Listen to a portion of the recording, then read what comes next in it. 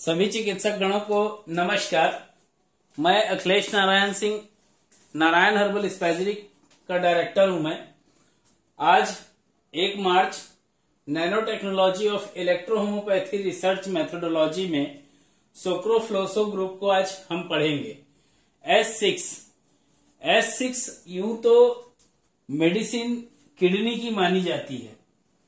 S6 जो है मानव शरीर के संपूर्ण उत्सर्जी जो तंत्र होते हैं उसकी एक प्रमुख औषधि मानी जाती है।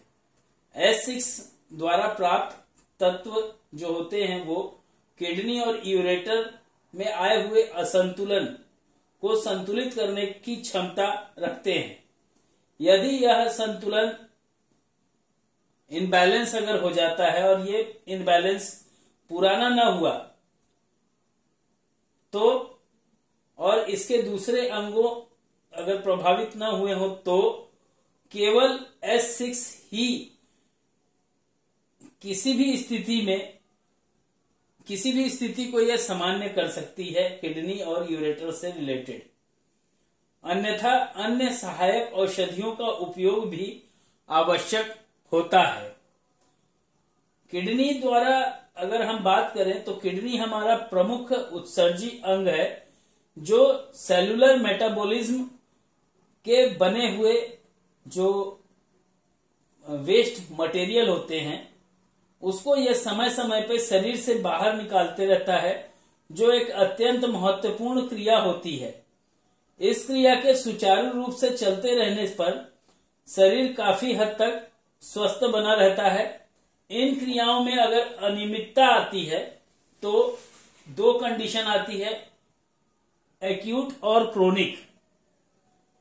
दोनों ही परिस्थिति में अलग अलग सिम्टम्स होते हैं, जैसे यूरिन की मात्रा व उसकी जो संख्या होती है वो कम या ज्यादा हो गई हो, यूरिन का कलर लाल पीला या दूधिया कलर हो गया हो, यूरिक एसिड जमा हुआ हो, यूरेटर या किडनी में पथरी हो गई हो, रीनल हाइपरटेंशन आदि हो रहा हो। इन सभी कंडीशंस में S6 अगर उचित मात्रा में उपयोग किया जाता है तो लाभ होने की जो संभावना होती है वो बहुत अधिक हो जाती है। S6 उत्सर्जन अंग तंत्र की प्रमुख औषधि होती है। इसका कार्य किडनी से शुरू होता है और मूत्राशय तक सभी प्रकार की समस्याओं को ये ठीक करने में सक्षम होता है। तो आइए आज जानते हैं कि S6 का उपयोग हम किन S6 का उपयोग हम किन डिजीज के अंदर कौन से डायल्यूशन से हमें कलेक्ट करना चाहिए ताकि हमको उसका रिजल्ट, किसी भी डिजीज का रिजल्ट हमको लेने में आसानी हो। तो आइए जानते हैं वो कौन कौन से डिजीज हैं।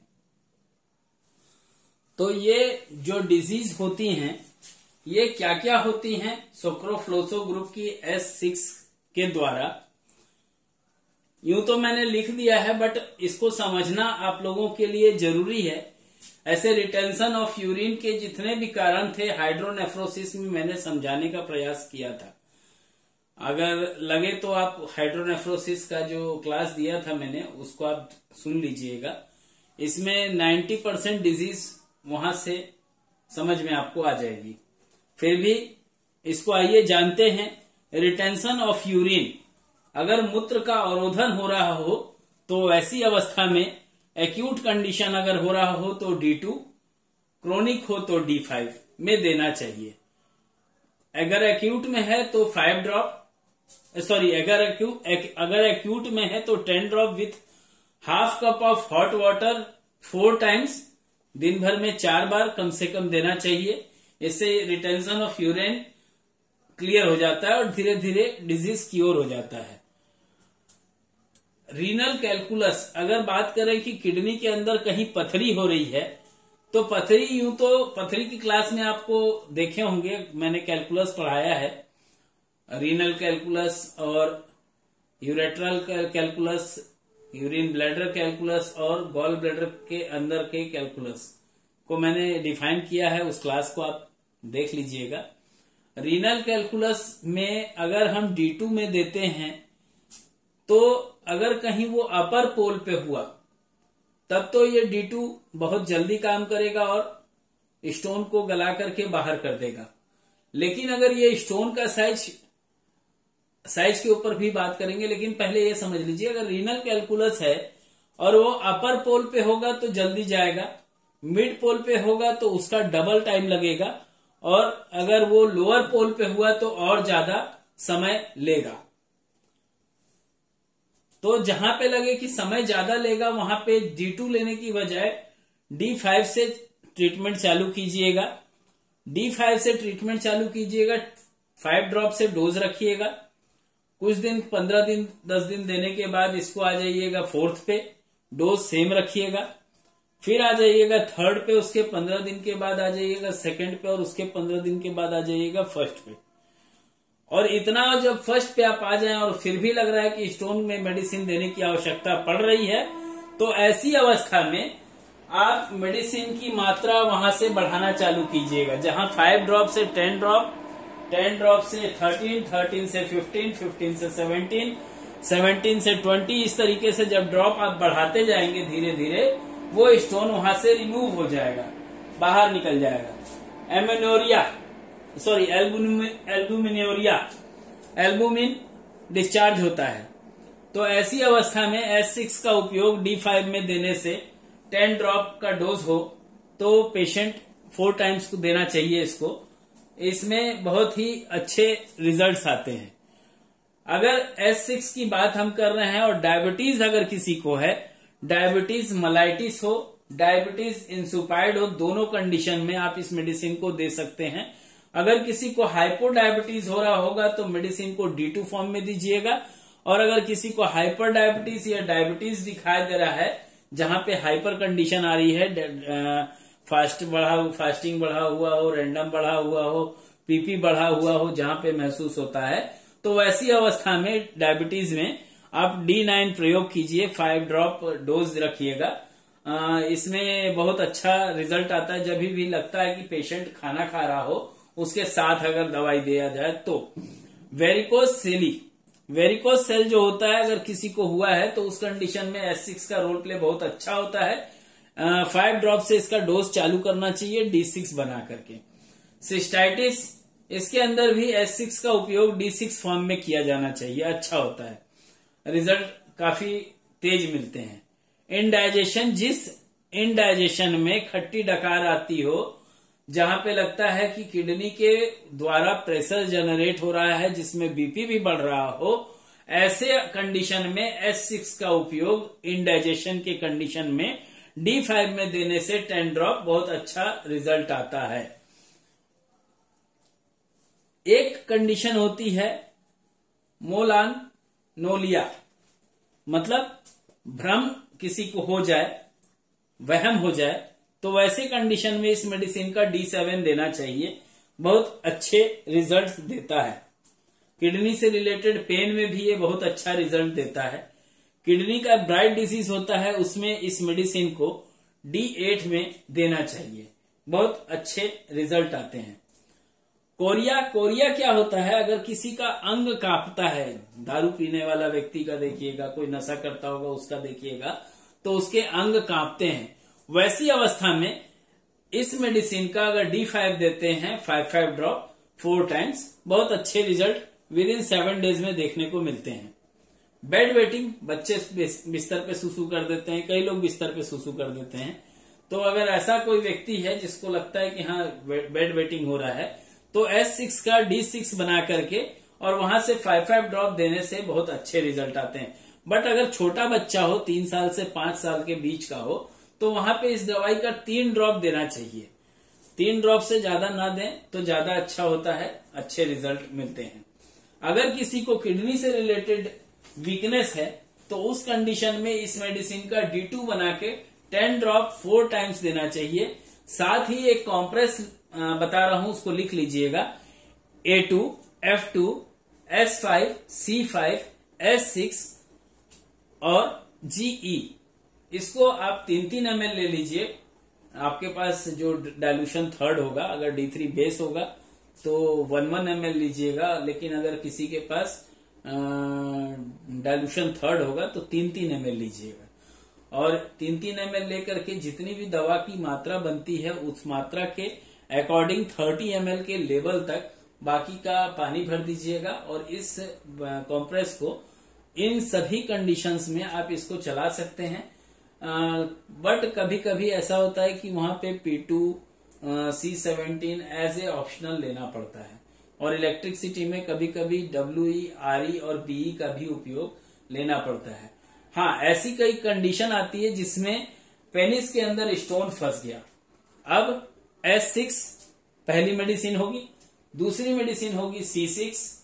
पेन हो रहा होगा तो वहां पे F2, और क्योंकि उसको हमको रिलैक्स करके बाहर निकालना है, एपिडोसिन जैसे होता है ना, जैसे रिलैक्स करती है, तो वैसे रिलैक्स करने के लिए हमको जो मेडिसिन यूज करनी होगी वहां पे YE होगा। यूं तो Y का कहीं रोल प्ले नहीं होता है किडनी के डिजीज में, बट यहाँ पे रोल प्ले होता है कि रिलैक्स कर देती है मसल्स को, और वो स्टोन जो होता है वो ऑटोमेटिक क्रश होते हुए बाहर आ जाता है।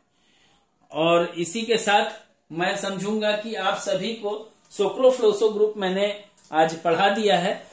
आज के तारीख से जिन चिकित्सकों के द्वारा nano technology of electrohomeopathy medical research methodology की क्लास 12 तक हम अटेंड कर चुके हैं।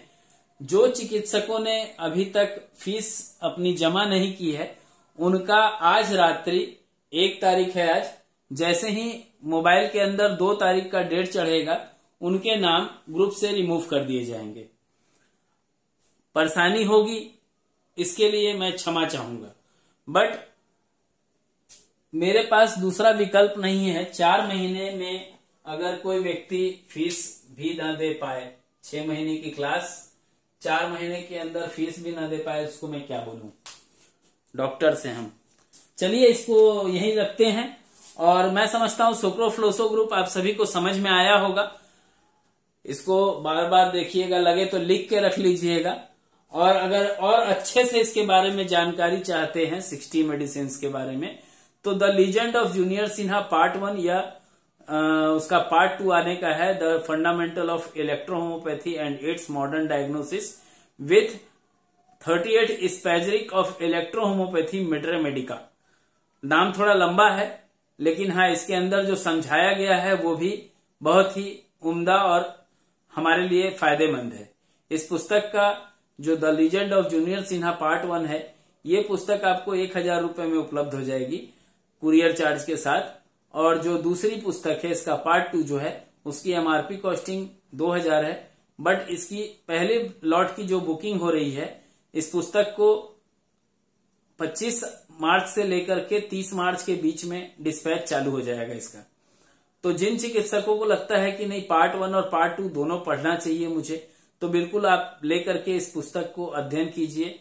और 38 मेडिसिन ही बहुत सफिशियंट होता है यूं तो, बट अगर चाहें तो आप इसमें 43 पेटेंट बेस, 49 कॉम्प्रेस, कैंसर से रिलेटेड 24, 6 डायलिसिस और किडनी फेलियर से रिलेटेड प्रोडक्ट्स, और इसके अलावा में हम 38 मेडिसिन को भी D3 बेस बोले, जिसको आप क्रूड स्पैजरिक बोलते हैं, सेम टू सेम है, D3 बेस है ये। इसमें विदाउट स्ट्रोक डायलूशंस, स्ट्रोक के साथ पोटेंसी, और 1 लाख, 2 लाख, 3 लाख, 4 लाख और 5 लाख पावर तक इसके सेंटी आप बना सकते हैं। तो उसका विस्तृत जानकारी आप चाहें तो मेरे व्हाट्सएप नंबर पे यूनिट 1 9407761264 पे, यूनिट 2 99042292 एक बार दोबारा सुन लेंगे, यूनिट 2 का 99042, ठीक है, 292545 ये नंबर है। इस नंबर पे आप चाहें तो संपर्क करके जानकारी ले सकते हैं। यूनिट 2 से हम इलेक्ट्रोहोम्योपैथी के 25 इंजेक्शंस का लॉन्चिंग भी कर रहे हैं। अगर किसी चिकित्सक को लगता है कि कम से कम मुझे ये चीज चाहिए, तो 2-2 पीस भी अगर वो लेगा तो 25 है, 50 पीस हो जाएंगे। और 50 पीस के इस अंदर हम कुरियर चार्ज आपसे नहीं लेंगे, लेकिन 50 से अगर आप क्वांटिटी कम करते हैं या उसको बढ़ाते हैं, जो उसका ब्रेक होता है जो सेट का, तो उस कंडीशन में कुरियर चार्ज अतिरिक्त प्रति किलो 150 रुपए के हिसाब से आपको देना होगा। हैंडल विथ केयर, क्योंकि ग्लास है और 5 ml का वायल है। इसका जो डोज है वो 0.5 ml से लेकर के 1 ml तक का है और इसका जो डोजोलॉजी है वो 1 OD, 1 BD और 1 TDS। 1 TDS विशेष परिस्थितियों में जिस टाइप का कैंसर हो सकता है उस टाइप के डिजीज में, बट एक्जिमा है या अन्य किसी भी डिजीज में इसका 2 डोज मैक्सिमम होता है सर। तो मैं इसी के साथ रखना चाहूंगा आज। आप सभी को नमस्कार। जय इलेक्ट्रोहोम्योपैथी, जय काउंट सीजर मेटी जी और जय आप सभी की सभी हमेशा की तरह। तो मैं इसको विराम दूंगा और इसके बाद मैं एक्जिमा के ऊपर, फंगल इन्फेक्शंस के ऊपर और भी कई ऐसे डाटाज हैं जिनको मैं एक्सप्लेन आज करूंगा, क्योंकि अगर हम नहीं जान पाते हैं, कई चीजें हैं जिसको अगर हम नहीं जान पाते हैं तो हमारे साथ समस्या होती है कि हम डिजीज का ट्रीटमेंट कैसे करें। तो सबसे पहली चीज होती है कि डिजीज का हम तो ट्रीटमेंट तब करेंगे जब हम उसके बारे में जानेंगे। तो आज हम उसी के बारे में एक नेक्स्ट वीडियो डालने जा रहा हूं। Fungal infection, superior facial fungal infection, deep fungal infection, superficial fungal infection, dermatophytes, epidermophytons, trichophytons और माइक्रोस्प्यूरम ईस्ट, इनसे रिलेटेड मेलेजिया, फरफर और टीनिया से रिलेटेड 5 कंडीशंस जो होती हैं वो। इसके अलावा में फंगल इन्फेक्शन में रिंगवॉर्म, स्काल्पी रिंगवॉर्म, कैरियन के जो डिफरेंस होते हैं वो, ब्लैक डॉट्स, टीनिया कैपिटिस और इससे रिलेटेड डायग्नोसिस करने का जो मेथड होता है वो। इसके अलावा में जो कंडीशन होती है एक्जिमा की और सोराइसिस की, इसके ऊपर एक वीडियो अपलोड बना रहा हूं। प्लीज कॉल मत कीजिएगा, कॉल करके आप लोग डिस्टर्ब करके प्रोग्राम गड़बड़ कर देते हैं। तो नेक्स्ट वीडियो डाल रहा हूं, इंतजार कीजिए। धन्यवाद।